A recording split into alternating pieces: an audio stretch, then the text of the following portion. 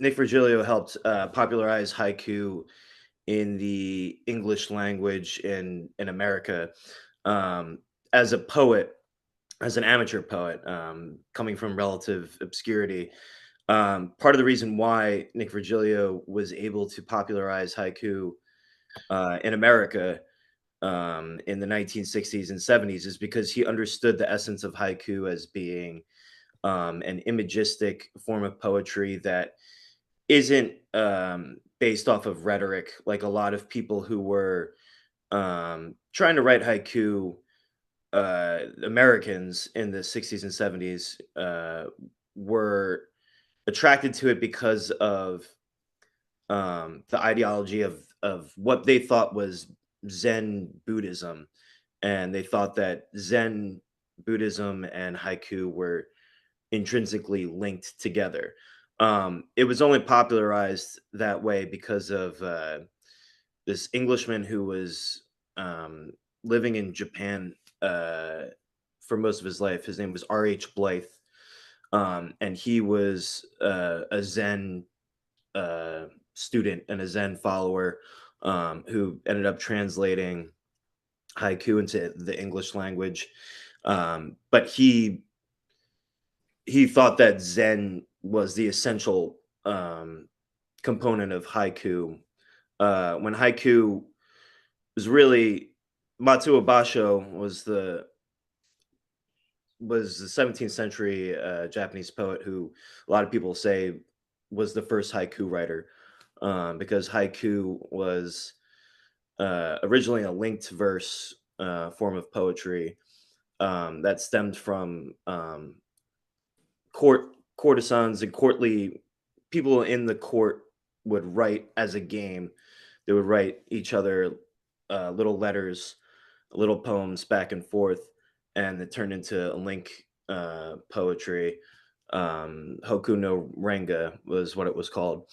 Basho just took those little poems and he separated them and he had them on their own. So, I mean, the simple explanation everybody thinks that haiku is a three-lined poem that is five syllables on the first line, seven syllables on the second line, five syllables on the third line, and then it has to do with nature, um, which is true in the Japanese language in its like most basic form. But when you write haiku in English, the Japanese language is a syllabet based language, um, or on as they call it. Uh, so it's they're much shorter sounds than English syllables. So when you write a 17 syllable haiku in the English language, it sounds a lot longer than it should be in the Japanese language. The Japanese language, the haiku should be a poem that you can say in one breath. It's a one breath poem. In the English language, when you say 17 syllables, you take multiple breaths. And so that's why in the English language, it's generally been um, people say that it should be on average 11 to 12 syllables in the English language when you're writing it. But it's taken a long time and a lot of argument to get to that point. And even in the Japanese language, it's not a strict 5-7-5 thing, but it's a good way to start off is to do it with 5-7-5, and it's a good way to teach people starting off, especially children. You know, when you want to teach them about syllable counts and things like that. But that's not exactly. It doesn't get to the essence of it. And that's the most ironic thing about haiku as well, because it's supposed to be such a short, simple, uh, imagistic poem that's not too convoluted. But the very definition of haiku in and of itself is is really complicated. It's really complex.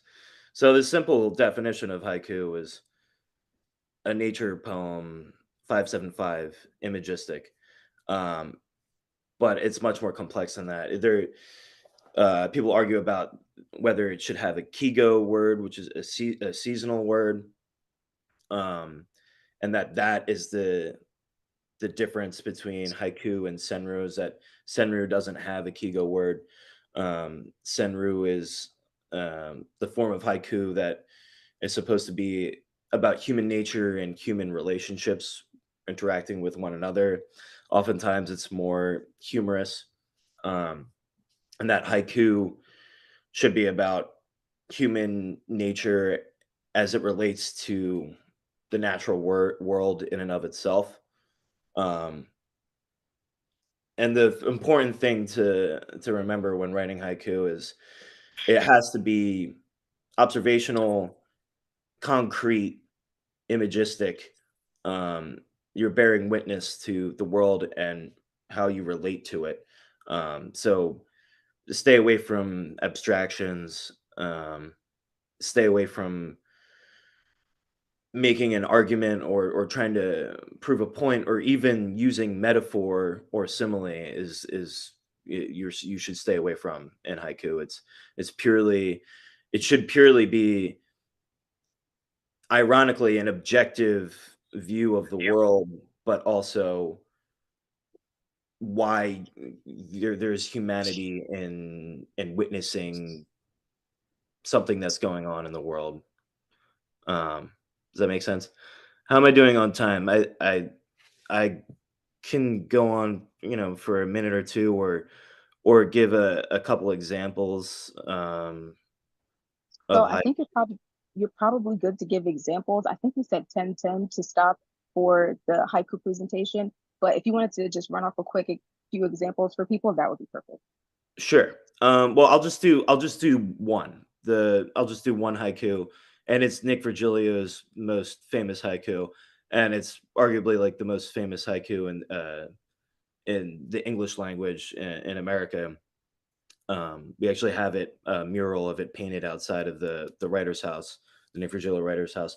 But it goes, "Lily, out of the water, out of itself. Lily, out of the water, out of itself."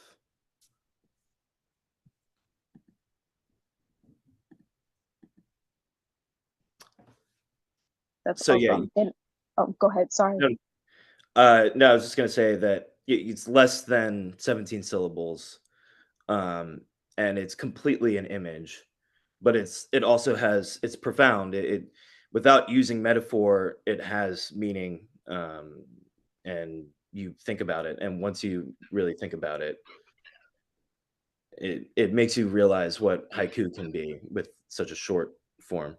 But and that's it. But thank you.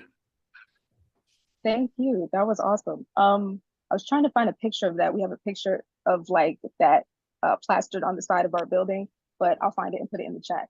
Um, anyway, continuing on to the Shijo presentation. As I've already introduced Lucy and Liz, I think that they can go ahead and take it away. So I think that there are some similarities from haiku to shijo and also some differences. And as Sean was talking, the biggest thing that I was thinking in terms of a difference is that there is in shijo a real focus on syllable counting. And I'm going to give you the pattern for the shijo, the groups of syllables in each line. And it is important to follow that grouping. If we get away from those groups of syllables, it is less like a shijo and then more like a free verse poem or something else. And so shijo is a Korean form of poetry. It is 3 lines with a set number of syllables per line. They were originally sung to other people. And so that might be something that you want to spend a little bit of time thinking about is how can I make mine like a song or how might this be like a song? There is a really strong structure, not only the groups of syllables, but also the purpose in each line. And often in the third line, there will be some sort of turn or shift or twist. And so as we look at some examples, you might start to notice what Sejong poets do in that third line. Maybe it's a turn in emotion, or a shift in perspective or point of view. Perhaps it's something surprising or shocking, or maybe a joke or a play on words, something that is ironic in some way. I will share my screen here, hopefully with you guys, and then we can see the Sejong structure. So the first line has 4 groups of syllables, and that is going to be the introduction to your poem. So you might want to think about, how are we going to dive in? Is it character? Is it setting? Is it tone or mood? And so they're going to have a group of 3 syllables. That could be one word that's 3 syllables, or it could be 3 separate words that are 1 syllable each, or any combination. We just want to see a group of 3 followed by a group of 4, a group of 4, a group of 4. That same structure happens again in the second line, and you might want to think about that as the development. So if we think of like a story arc, the development is that rising action. There's some sort of maybe tension that's being built. And then in line 3, the form twists. And often we'll have that twist in the topic as well. So then we have a group of 3 syllables, followed by a group of 5, 4, and then 3. In terms of how do you differentiate one group of syllables from another, it's sometimes meter, like we can feel it. It's also sometimes punctuation. And so you'll see that writers will put in some punctuation between those groups. I do have there that we want the Sejong poem to have a total of 44, 45, or 46 syllables. We're looking for 14, 15, or 16 in each line. That is the pattern that we really want to stick to, those groups of syllables, but there is a little bit of wiggle room. We know that there's some art to writing poetry. It's not straight science. And so you can consider that we have a little bit of room to play with, but we do want to get as close to that Sejong structure as we can. Sometimes you'll see them presented in 6 lines. If this is most often, I think English poets will do this. They don't like how the long line will look on the page. And so they'll just divide each line in half with a little tab. It's still a 3-line poem, but sometimes it will be presented visually, aesthetically in 6 lines. So I'm a high school English teacher, and I like to start out with some poems that I find help my students understand these groups of syllables, and I'm hoping it will do the same thing for you. This is a poem written by Roberto Santos. He was a 12th grade student, and he actually entered a Sejong competition sponsored by the Sejong Cultural Society, and he won first place in 2013 for this poem. And I like this chart because you can see the segments in each line, and then you can also see the groups of words that fit within that segment, within those groups of syllables. They say go, return to land that I don't know. It makes no sense. Born and raised American, so Mexico is still foreign. Culture kept, but this is my home. Immigrant, no. Hispanic. And then I'll often read this several times to my students in a different way so they can kind of feel the beat, the pattern, the rhythm to this poem.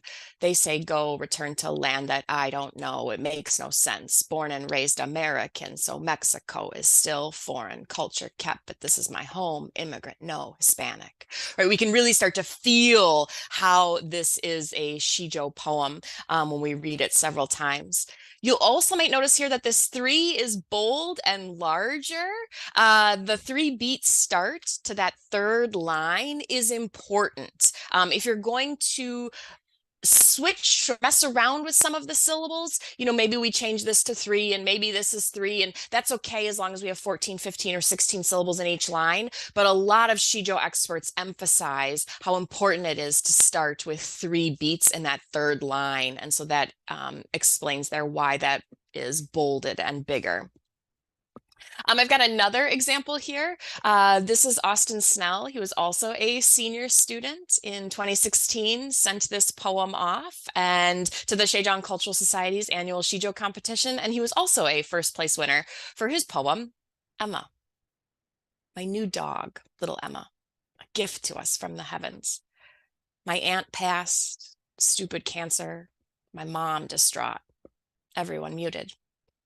I could look into Emma's eyes. She's still here on four paws. Emma, my new dog, little Emma, a gift to us from the heavens. My aunt passed, stupid cancer, my mom distraught, everyone muted. I could look into Emma's eyes. She's still here on four paws. So this right here, we think of this as the twist. Would somebody like to talk a little bit about how that works for you as the twist? How is I could look into Emma's eyes doing something different in the poem?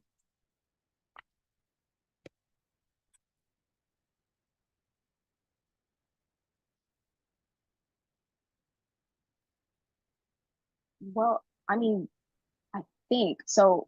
Um, I guess that's the twist, perhaps because it's like juxtaposed with my aunt passed stupid cancer. So I mean, I'm assuming that you can't look that person in the eyes anymore, but you can look into Emma's eyes, and they're a gift from the heavens. That's kind of like how I see that. Yeah, exactly. Other people have something they want to notice?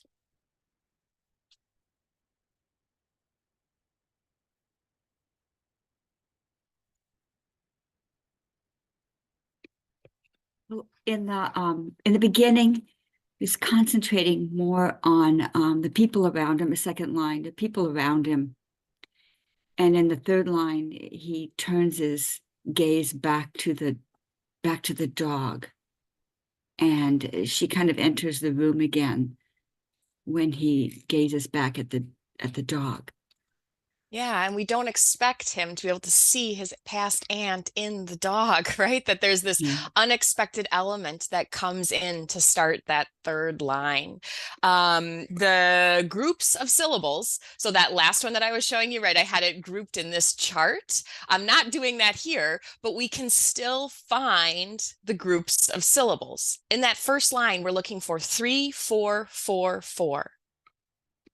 We see the first group, right? My new dog, because he's got the punctuation there, the comma, little Emma. And then the next one, a gift to us from the heavens. We read that and we probably instinctively just know where the group is. A gift to us from the heavens. If we look through the entire poem, we can see how close he is to that Shijo structure. So the first line, he gets precisely 3, 4, 4, 4. The second line should be the same. It should be 3, 4, 4, 4. 3, 4, 4, 5. Close enough? Yeah, close enough, right? We're still 14, 15, or 16 per line. We still have 44, 45, or 46 syllables in the poem. So there's that little bit of wiggle room, although we are aiming to be as close to that syllable structure as we can. And then the last one should be 3, 5, 4, 3. He has 3, 5, 3, 3. Again, super close to that Shijo structure. So I was mentioning that the Sejong Cultural Society has a annual Shijo competition, and one of the judges is Mark Peterson, and he has some advice for us as we begin to consider writing our own Shijo. So he contends here that message is more important than the structure. Of course, we want them to be as close as we can, but what's most important is the message. And so you might want to start there. Why are you writing the poem that you're writing? What's the point? What are you trying to say about yourself or the world?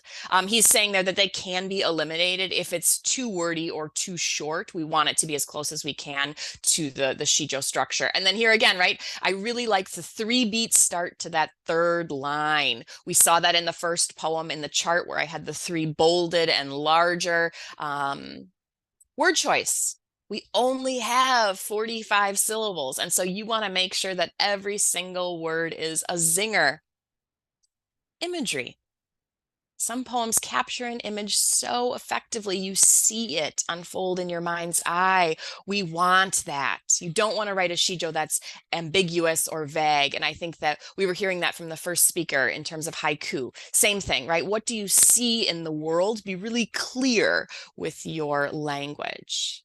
And then finally, shijo, like any poetry form, has to capture an emotion and then transfer that to the reader.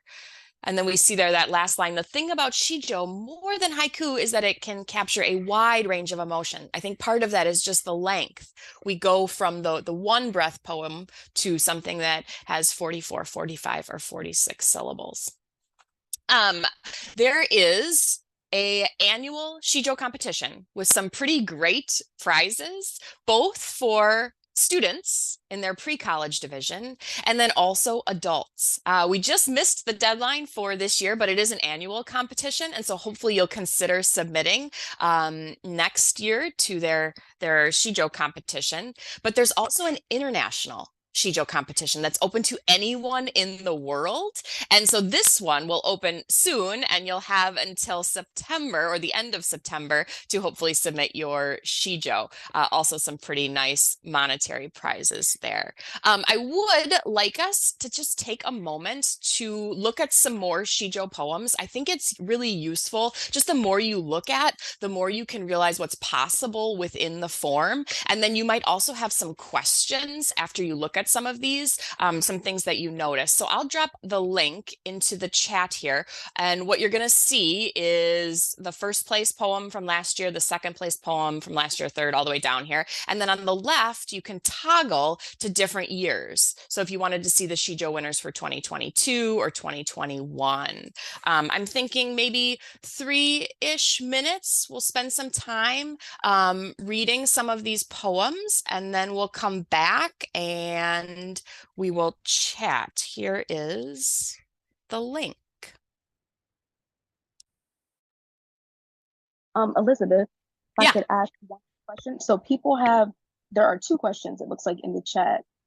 Tracy S says a lot of songs in English use rhyming structures. Is rhyme common in shijo, since it originated with songs? That's one. Yeah, I don't see a ton of shijo poems that rhyme. Some do, but it's not a very common thing. Lucy, what were you going to say? No, we don't use rhyme. No. Okay. And then Kimberly says, for the international contest, is that only for students? Oh, no, it's for all age, all nationality. Okay.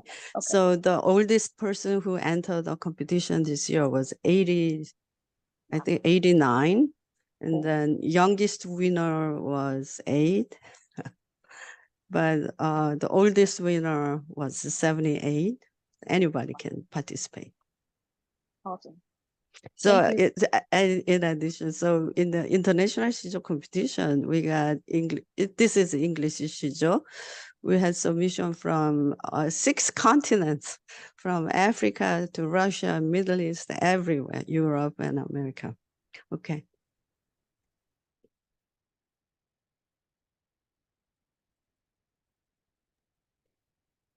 Should we discuss a little bit about what we noticed, some poems that resonated with us, questions that you might have after looking at some of them? That sounds great. So Nicola Sham, I hope I'm pronouncing that right, said she loves Grandson from 2023. You can really feel the twist. Yeah, that's awesome. And anybody who wants to, if you want to speak, you can raise your hand. It's a little emoji thing. You can raise your hand, and feel free to ask your question. You can also ask them in the chat, though, whatever's comfortable. Here is Grandson, if you didn't get a chance to read it. Grandson. 6-year-old Oliver asks, how did Grandpa die? How long ago? Grandpa didn't know me. I wish he could visit as a ghost. Facing me, he says quietly, Grandma, hug your teddy bear. I agree. Powerful poem. I also notice the use of the dialogue. I think that really puts me into the situation. I can see it unfold. I also like how the first line has the colon and then the third line has the colon, kind of ties it all together for me. I also like the idea of the characters, right? We have grandma and then grandpa and then 6-year-old Oliver, all present within that little tiny poem there.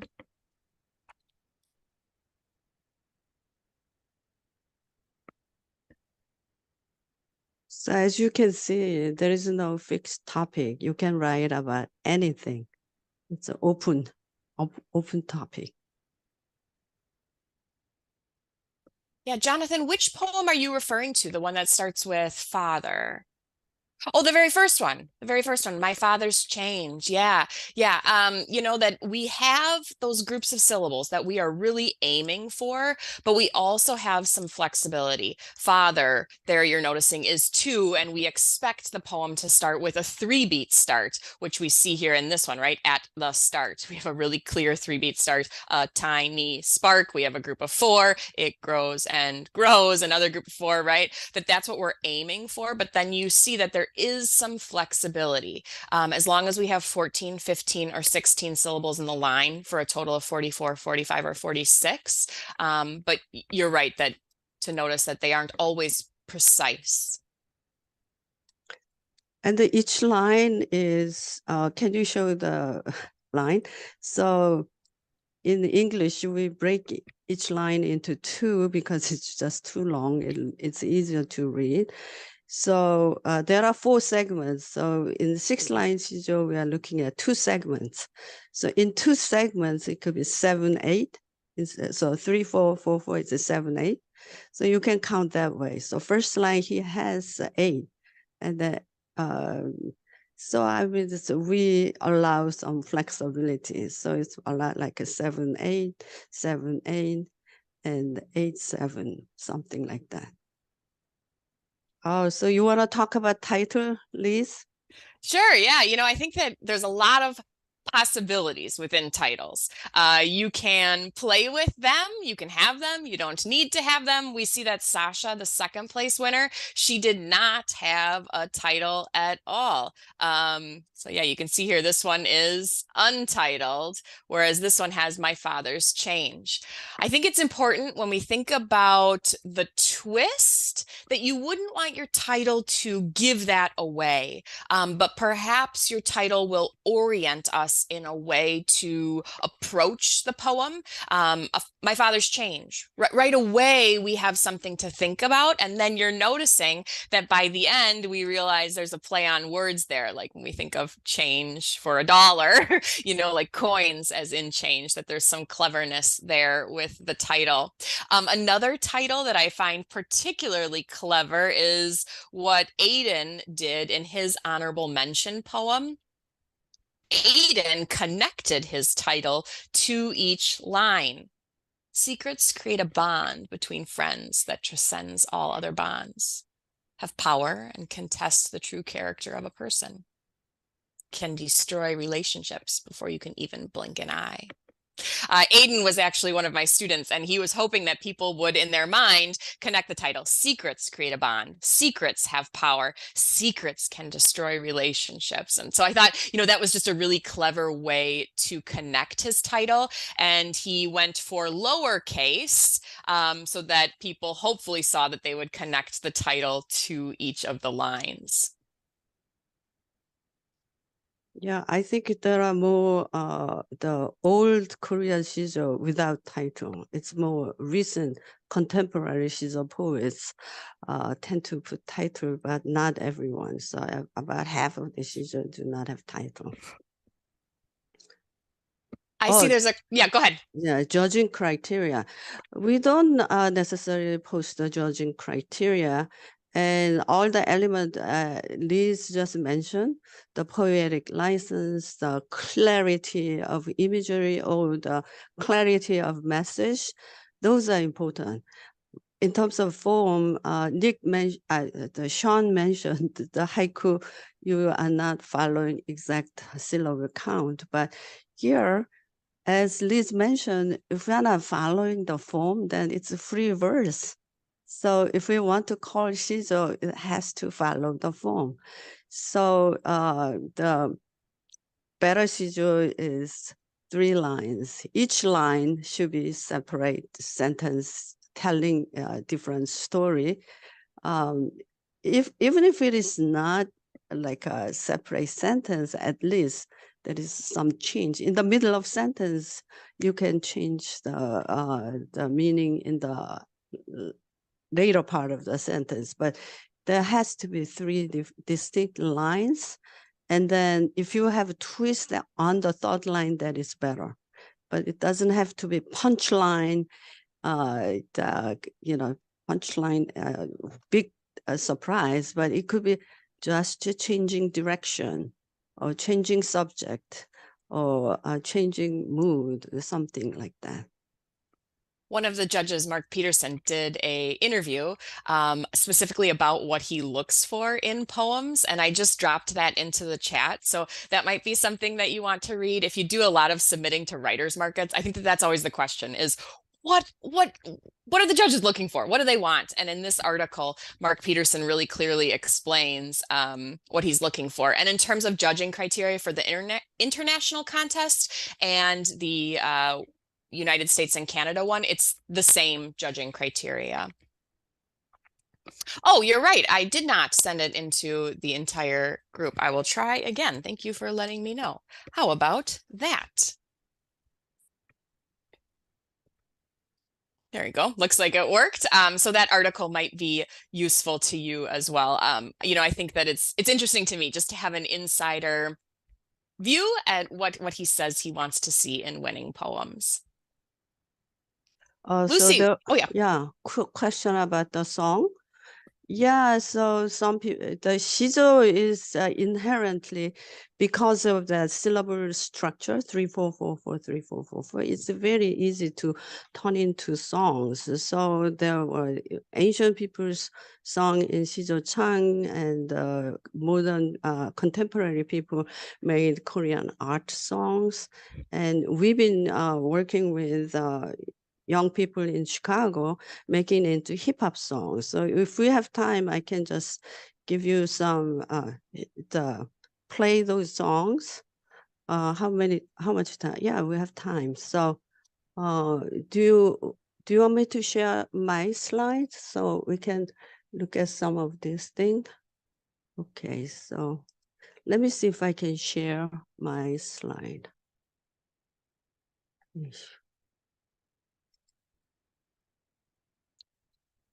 Yeah, so you can come to our website. If you go down, you can find a link to our YouTube. So we have a YouTube channel. You can listen to all of these songs. So very first Sijo was written in 13th century. And this one is Sijo from 16th century. And the ancient people sang Sijo. We call it Sijo Chang. So Sijo Chang is it's a separate genre of Korean traditional music, and the singer often has accompaniment with bamboo flute or the percussion instrument or both. So here you can see singers here that are accompaniments is behind, and this is notation, and they use a lot of vibrato. So let's see. Can you hear?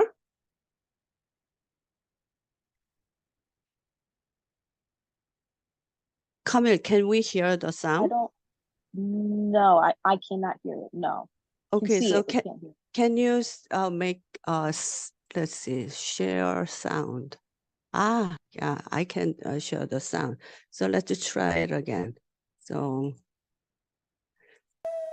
this is, can you hear it? Now I can. Yeah. Yep. This is bamboo flute playing the introduction.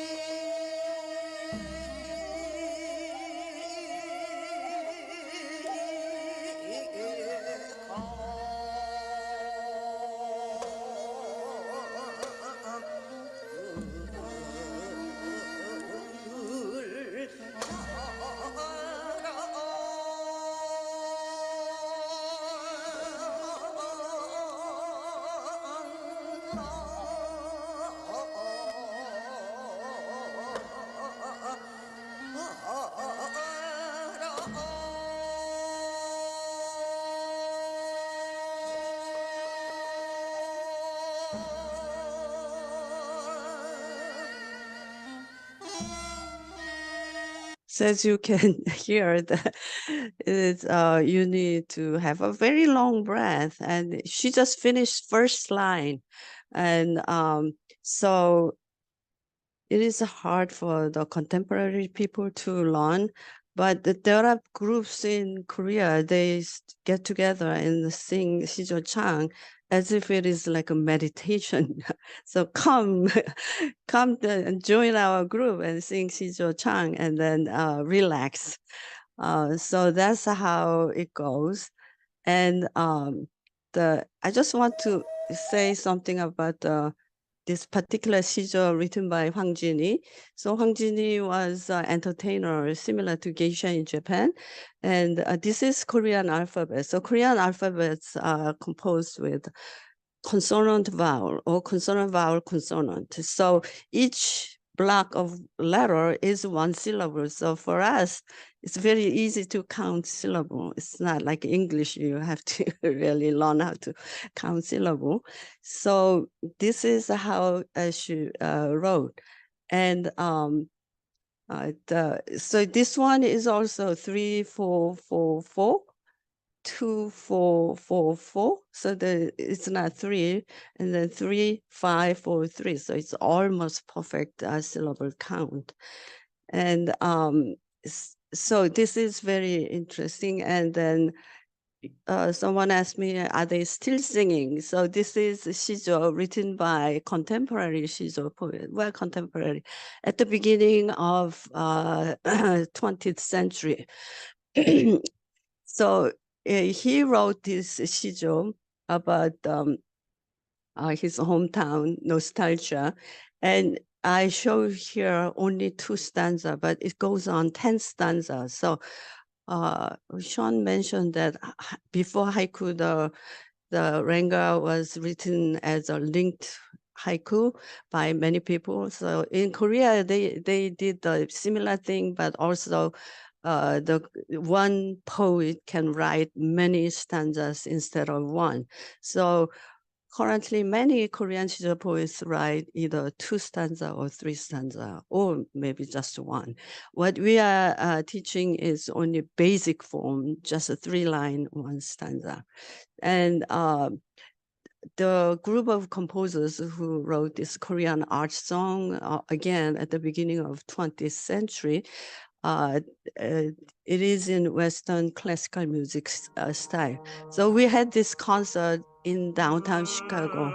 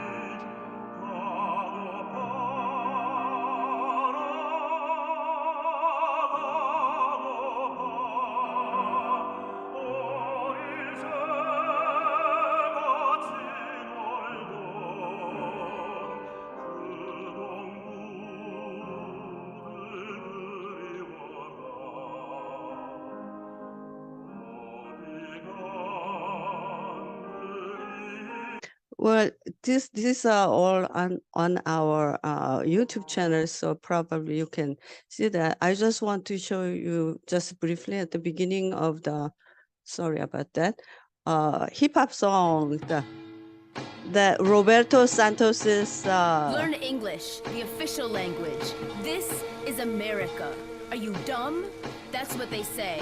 Teachers, counselors, special ed class. Speaking Shawnee on First Nations land. America, where is that? It's hard for me to speak the past, a refugee, a lethal path. But now I'm here, awoken, life it's broken, right? There's hope tonight. Open lights and then I speak the truth. Had an open mic with the youth, what it do?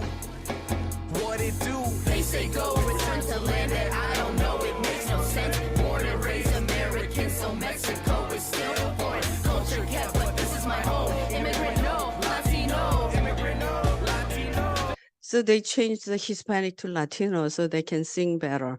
So see how rhythmic it is. And if you go to our the YouTube channel, you just Google YouTube channel, Sejong Cultural Society, you can try many more the concert.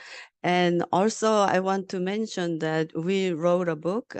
So Liz and I are the editor of this book, available on Amazon. And well, actually, it has everything that we told you and many more about how to write Sijo, but also how to teach Sijo. So you can teach just for a few minutes for a fun. I know some people used haiku and then expanded to Sijo. This is the English teacher who wrote this, pedaling through trees, odor of honeysuckle, flash of wildflowers. And he expanded it like this. So did Camille ask you to bring your own haiku? You can expand it, or you can write your original Sijo. Or how about this one? This is wonderful haiku, right? Glass balls and glowing lights. That tree in a living room, killed to honor birth. What a contrast, yeah. To honor somebody's birth, we have to kill the tree. You want, if you don't have haiku, you want to expand this one, or just write about what you saw this morning, what you talked about it, just whatever comes to your mind, just write down in Sijo. So it's Sijo is telling story, but very condensed. So you really have to use your brain to condense it into 45 syllables. And many times I really have to check all long list of similar words. The thesaurus, I go through the thesaurus a lot. So one of the Sijo poet, Linda Sue Park, says, writing Sijo will make you smart or smarter than writing other poems or reading books or reading Sijo. So Sijo make you smarter. That's what she's telling people. Okay, so maybe I can finish here. Do you want me to put this on the chat? It does look like Diane has a question. Oh, okay. Thank you. Okay. When I was listening to the first song, my thought immediately went to breath. And you mentioned that all she's saying there was the first line. Is that correct? The breath? Can Yeah. you repeat that? You mentioned that I thought you said what she's saying was just the first line. Is that correct? Yeah, it was too long, so I didn't finish. Okay. And because I was thinking about breath the whole time. Oh, okay. So how did she break that up at all, or? I didn't pay attention if she took breath. I think she took a breath. That was like almost 2 minutes. So I don't know if she could sing that long. But I'm guessing it is possible. But I'll check with the Sijo Chang singer next time. But well, the reason I ask is that in haiku, we do try to do it in one breath. Is there any rule about breathing when you read Sijo aloud? Yeah, the breathing is allowed, but it has to be they have to sing complete phrase before they take a breath. Yeah, and then there are a lot of like vibrato, so I don't know if they can take breath during vibrato. But there's no rule about that. No, they said because it's they have to really sing a long time before they take a breath. So that's why my grandpa used to say this is a good breathing exercise for all people. I think for all age, good breathing exercise. And one other thing, you have actually used the word sentence a couple times. Do you think of these lines as sentences? Yeah, I've been talking to Korean Sijo poets, the scholar, Sijo scholar, and they say it has to be complete sentence. Each line must be complete sentence. In Korea, in Sijo contest, if this is the important rule, but here I don't think we use that as a judging criteria. But I mean, this is a story. So Liz mentioned that you introduce a theme and then next one, and then the conclusion. So it really comes as three sentences. So some people start with one word and start expanding.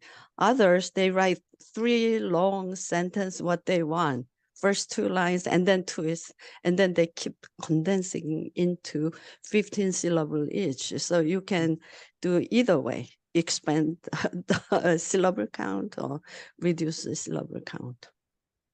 Thank you. That was really helpful. Okay, thank you. So Camille, do we have time for everyone to try to write Sijo? Or it doesn't have to be, finished Sijo. It could be just a draft and then share. Do we have time? I think so. It's 10:53, so we have until 11:30. So I think we have a whole bunch of time. Yep. So let's do that. Why don't we take a couple of minutes, try to jot some things down, and then we'll come back and hear how things are going, perhaps share some poems, and also have time for more questions. Sounds great. It looks like we have some questions, so perhaps now would be a good time to reconnect and see where we are with our writing process. Sounds great to me. Linda, you thinking something?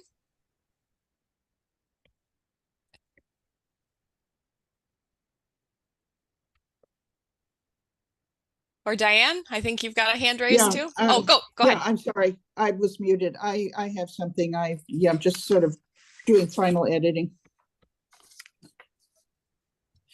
Would you like to share? Okay, it is a failed haiku from my what Joan Zimmerman calls a sock drawer. So let me try this. Powdery wings beating against the frosted glass, a winter moth. Exhausted, it drops to the sill, briefly rests, then back again. So cold outside.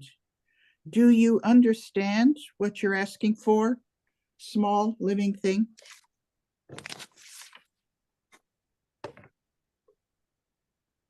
Beautiful. I think that the question at the end, I've seen quite a few Sijo poems that use questions in that final line as the twist or the turn. And I always think that that does such a good job of engaging me as a reader to think of something, or, you're pointing me in a direction. And I really like the question that you're asking of the moth, and the first two lines, beautiful in terms of I could see it happening. It was clear and I could relate to it.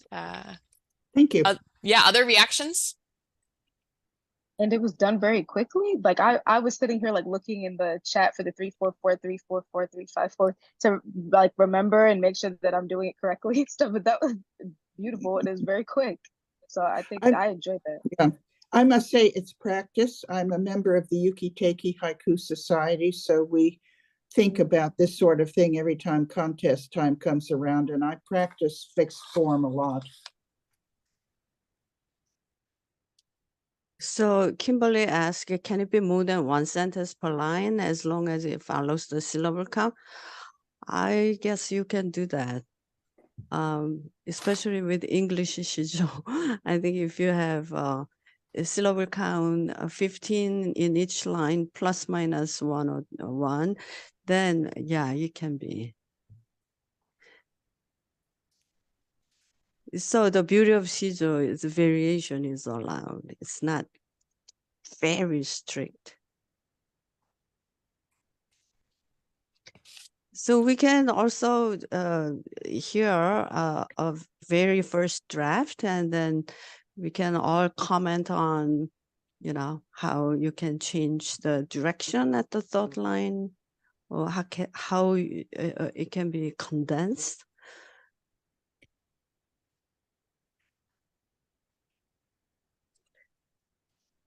But while waiting for another volunteer, I will show you the haiku I was mentioning. So it was expanded. Glass balls are going light. Dead tree in the living room. Killed to honor birth. So it was expanded to sparkling balls and lights on branches. An angel perched on top. Children are laughing and clapping, pointing the gift boxes underneath. A dead tree in the living room, killed to celebrate birth. So it was just expanded. I couldn't say whether I should say a dead tree in the living room at the beginning.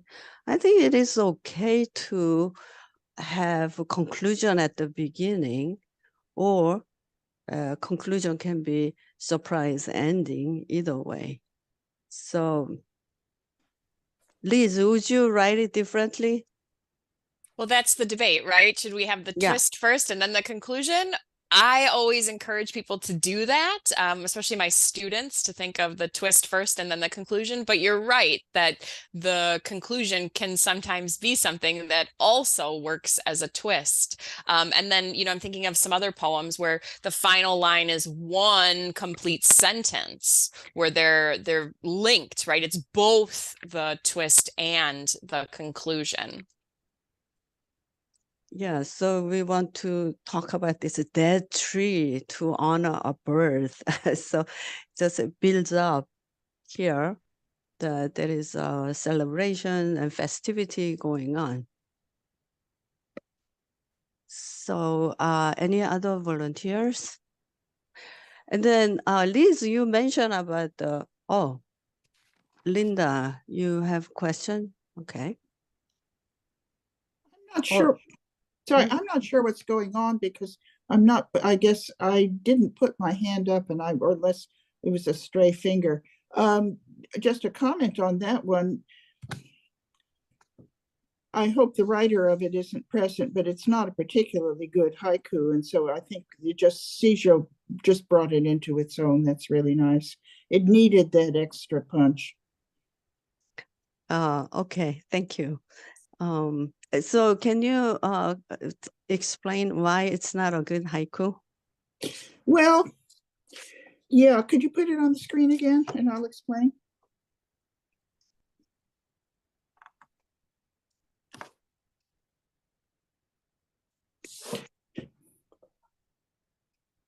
Okay, the first point is that the first line is descriptive.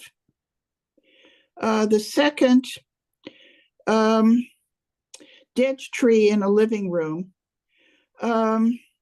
is a separate sentence, periods at the end of each, and then killed to honor birth. It's kind of, the third line isn't really a juxtaposition, or there's not really a cut in it. The third line kind of comments on the first two. So in three separate images, with the third line using to refer to the first two, You know, I'm a teacher, and that's kind of a weak haiku. Oh, okay. So, and it's possible, but, and above all, because it's well, as I said, using the third line to explain or commenting on the haiku is a common novice writer's mistake, but it really makes for a very weak poem. Oh, okay. And just you know, the Sijo, just because the descriptive imagery of the first two lines is so much more lush, you could sort of get caught up in it. And so that sort, and because the third line is more expansive, it does bring something of its own to the poem, I think. I really like the Sijo. Oh, thank you. But Liz, can you comment on the importance of verb in each line? Yeah, well, I think if we think of each line as a complete sentence, we'll need a verb. And I always encourage my students as well to use action verbs to bring their writing to life. Linda, probably as a teacher, you know that that's an easy way for us to look at modifying or advancing our writing, is to just focus on the verb choices. And then what can we do to make those verbs active to bring us into the scene? So the example I showed you, it really doesn't have action verbs. So would you change this to a different way? Let me show it again. So, you know, how by adding some action verb, it can become more alive. Right. What do the sparkling balls and lights do? Do they dangle on the branches? Do they hang? We have the angel perched. That's nice, right? Yeah. And then where we have children are laughing and clapping, maybe we could make it children laugh, children laugh, and then we'd have a 3-beat start. And then we could think of what, you know, you could modify by playing around with those different groups of syllables. You might also think of characters who, like, do we want to put this into a specific person's house?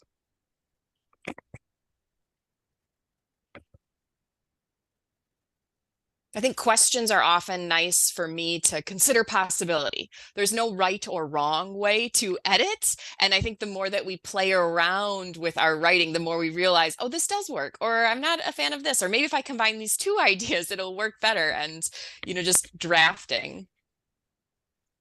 So Yeah. Lucy and Liz, we have, I'm sorry to cut you off.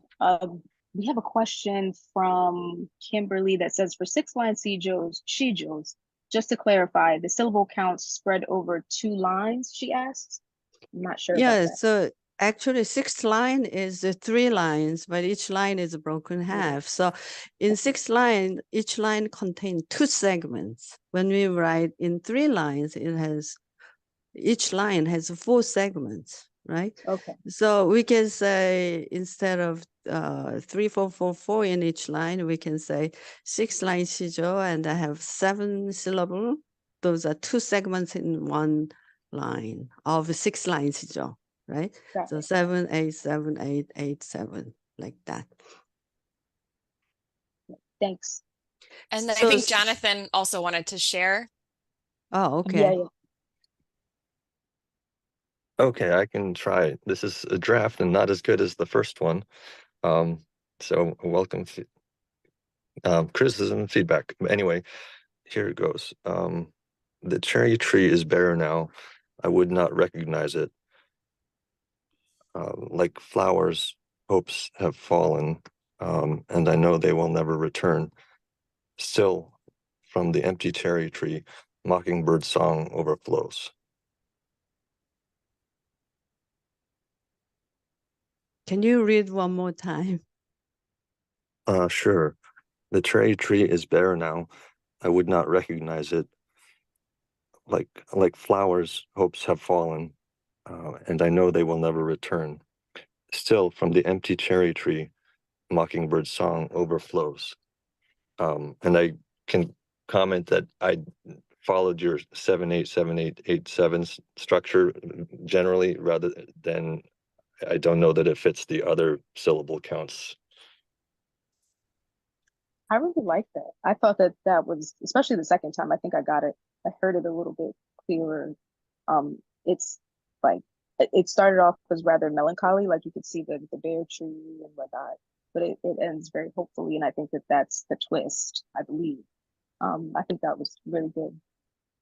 So I echo your opinion, Camille. So the tree, all the flowers fell and it looks dead. It looks dead, but then the song comes and the singing song. So that is life. So really giving us hope. So yeah, I like that. So you can make it final, or if you want to change some words, make it a little bit like a more clear, that will be good. But as it is, I think it's good. Liz, do you have Oh, I comments? agree. Yeah.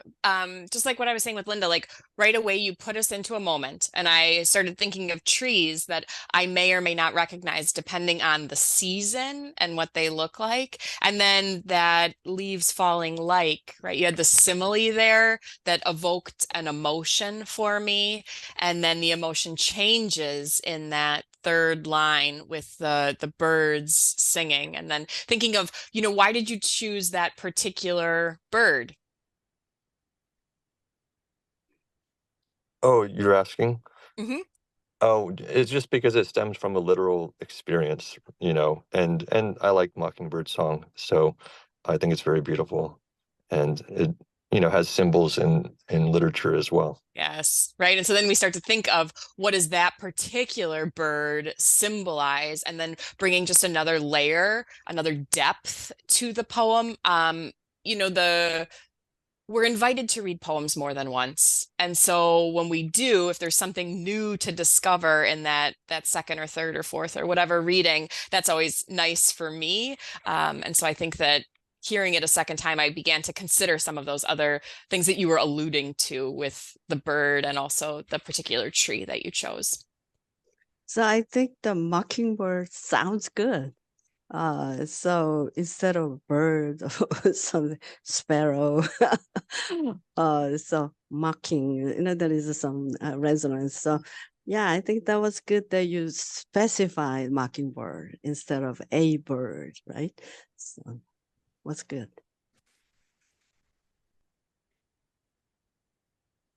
Well, thanks for that feedback. I appreciate it.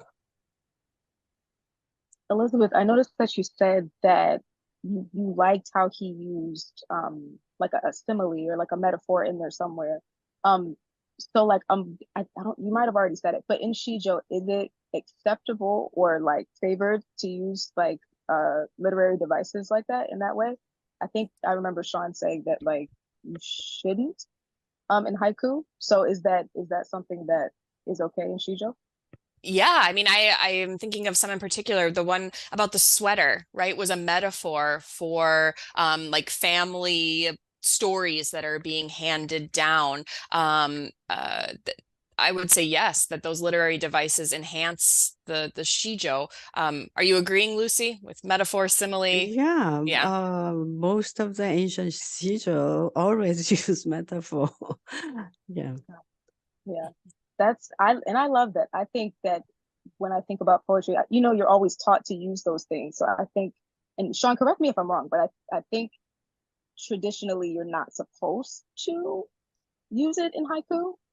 I don't write haiku, so I'm not entirely sure. What you want is implied metaphor. Classical haiku are full of metaphor, and that's what creates meaning beyond the very short poem. But it shouldn't be overt. It's very subtle. Got it. Okay. So any literary device is okay, just except I think each line, we want as complete sentence as possible.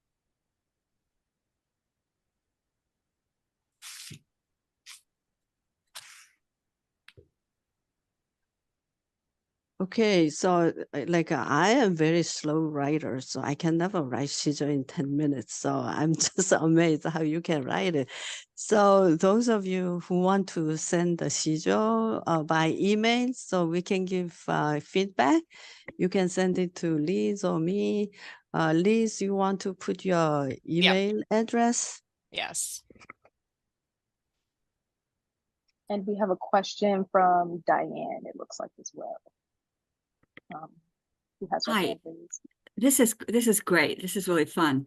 I also write slowly, and I've been I write a lot of ideas, visuals, things I hear. I just write down in a notebook, and then I go back later and see what I can do with them. And I was doing that with one of mine, and the block I'm coming up with is I get a sentence I like, but I'm struggle with trying to put it into that 3, 5, or 4, or whatever line I'm on. And so I stop because I don't want to mess up my sentence. So how do you deal with that? How do you get past that? Look up thesaurus and then try many different words. So that's why Linda Supak said Sijo will make you smart, because you really have to exercise that and then come up with a syllable words that has a syllable count, ideally 3-syllable words, 4-syllable words. For Koreans, when we write Korean Sijo, fortunately, a lot of Korean words are 3-syllable or 4-syllable. I guess that's how it developed. But in English, you really have to think. So this will really develop your vocabulary, library of vocabulary. So yeah, taking time to really condense your Sijo, that could be like your everyday brain exercise. Now I know, so one of American poet, and she's not, she's a poet, she's very famous poet, and she, when she gave a lecture to the students, she said, the question was, how many times do you revise, or how long does it take to finish a poem? And he said, well, many times I revise, every several months. So it could take more than a year or maybe 100 times. So I don't know. I think it's amazing if you can do 5-minute poem or 10-minute poem. But you can take it as a draft, and then you can refine it, and to enter Sijo competition, it's at the end of September. Liz, I think we will move up the deadline. So we can have one deadline at the end of February, the Sejong writing competition, because we have many high school senior graduating, and we want to announce winner before they leave school. So international Sijo, we used to have at the end of September, but maybe at the end of August. So end of February, end of August, so we have 2 competitions. So you have plenty of time to refine, and you can send email to Liz, or our official email is simple, Sejong Cultural Society @gmail.com. So you can send it on Liz, or I can send you feedback. I think, Diane, to go back to your question, if you maybe look in your journal and count the syllables with those phrases that you have written down, and then maybe group them, if you find a bunch that are 3, a bunch that are 4, a bunch that are 5, and then you can try to combine them. It's almost like a little puzzle, do Wordle or whatever. How do I get these to all go together? And then I think another tip that helps is just to read more. The more my students will read Sijo, the more they just instinctively have a feel, so that when they begin writing, then they're very close to the groupings. They're also very close in terms of the number of syllables in each line. So I think that might help too. Like we just read a couple today, but if you, every day read a couple, try one. That's always my challenge is, can I write one today? And then if I have a bank of them, then going back and maybe combining them or editing them, or like Lucy said, getting some feedback from some people is always useful. Yeah, I found that with haiku too. The more I read, the better my haiku are. Yeah. Yeah. Yeah. It's important. So one of the Sijo educator in Korea, he said, write in your notebook all these 3-syllable words, 4-syllable words, and the third line has the 3, 5, 4, 3.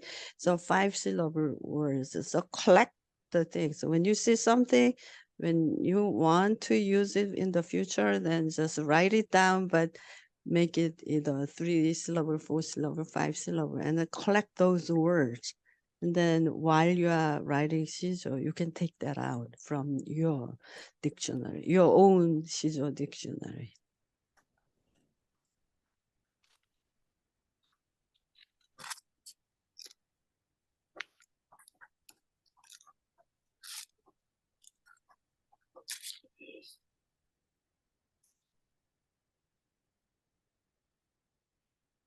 So does anybody have interest in making a Sijo and then make it into songs? It doesn't have to be hip hop or Sijo Chang or art song, but something else.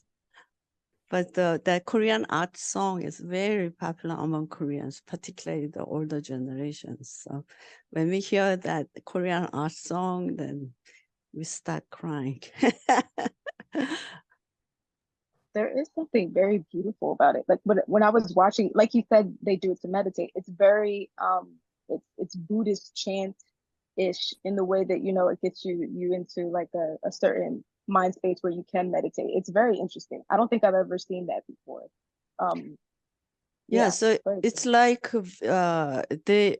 the end of the word phrase, they use this vibrato, and vibrato Yeah. can be many different ways. So it is almost like improvised by the singer. So the vibrato can be wide or go downwards or go upwards. So there's a lot of room. So Korean string instrument also have the same thing. They can use the string to produce vibrato, and that is just open to the performer. But I mean, the notation says, you know, use wide vibrato, small vibrato, upwards. It says so, but there is a room. So similar to that, the Korean, Asian paintings, particularly Korean or traditional painting, it has open space. It has a picture, and then there are plenty of white blank. We don't fill the canvas with color or everything. So in contrast, the Western painting, it completely fills. If there is empty space, you put either sky or grass or something dark. So there are some empty space and the freedom to use. So in a sense, try to make you think. So stimulate your imagination. So leave it up to you to imagine what is happening in the space, in the song, now how it flows. Yeah, Diane. Thank you. That actually is exactly what I wanted to ask you about. I came to haiku through Sumie painting, and when you combine the two, the haiku and Sumie, are you familiar with that? It's called haiga. Okay. Is there a similar is there a similar thing in Korean painting, which I'm not really that familiar with, where you combine the Sijo and a Sumie type painting? Yeah, it is very popular in Korea. So we frequently write Sijo in paintings. So Korean paintings have plenty of blank space, so they can write in. Yeah. But Americans, they never paint with blank space.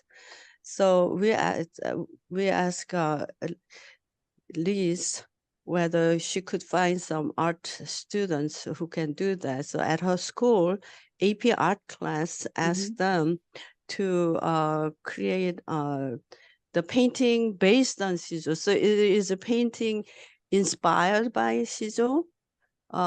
So let me, if I can show you the picture. Let me get out of the first one, and then I can show you that. So actually, we have a display of this painting inspired by Sijo at the Chicago Public Library. In downtown, we have a huge, magnificent public library, which is called Harold Washington Library. So they're going to have this display for the entire month of April, which is yeah, here. Can you see that? Yes. So yeah, so this one is based on Sijo. So the student went through all the prize-winning Sijo, and then they chose one they liked. So Francesca painted this, and then this one is by Lily, and then she even wrote some Sijo inside of the painting. That would be more like a Korean tradition. This was written by Lucy Luna. So anyway, let me stop sharing. Yes, so Sijo and Art is another project we are doing. We are encouraging people to, there are people who paint, and there are people who write poems. And I think not many people write poems, right?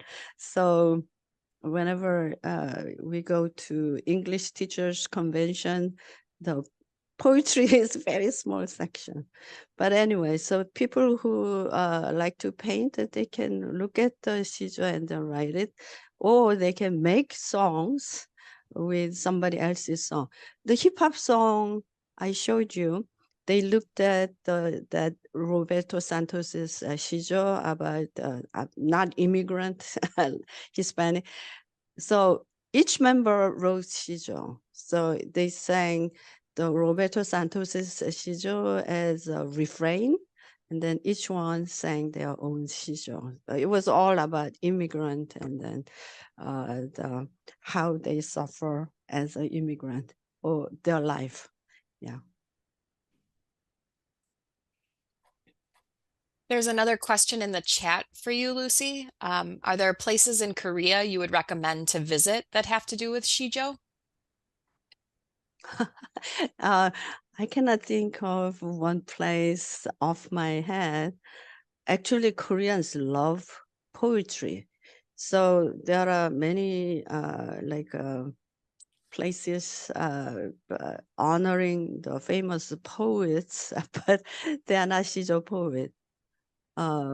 So not really relate to Sijo, but maybe you could find some museum you can find. If I find something, I'll send it to Camille, so maybe Camille can share it with you.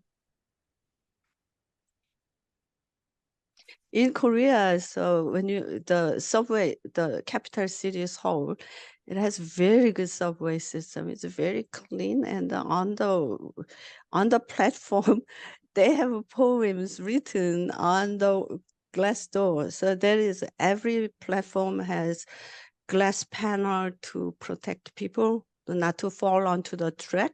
And on that panel, either they have advertisement or poems. So they do poetry contests for the platform. And so every year they change poem, but not Sijo. Some are Sijo, but most of them are free verse. I think many people like to write free verse, but when we are doing a lot of education to the English teachers, and some teachers said some students who couldn't write freestyle poems, they were able to write Sijo because it's a formed Sijo. So particularly like it was mathematically oriented or who are not really into like a poetry. So there is a form they can fit in. So the one teacher said, in the high school senior class with a lot of the boys who are into sports, when she said, we are going to write poem today, and then they go, oh, and then she said, it's only 45 syllables, and they said, Oh, and then she explained like it has all this structure, and then they begin to like wake up and then say, okay, 1, 2, 3. They count syllables. They talk to each other with fingers counting. And when she asked one Sijo, and then they bring 3 Sijo. So she said, this is amazing way to introduce children to literature, even poetry or literature.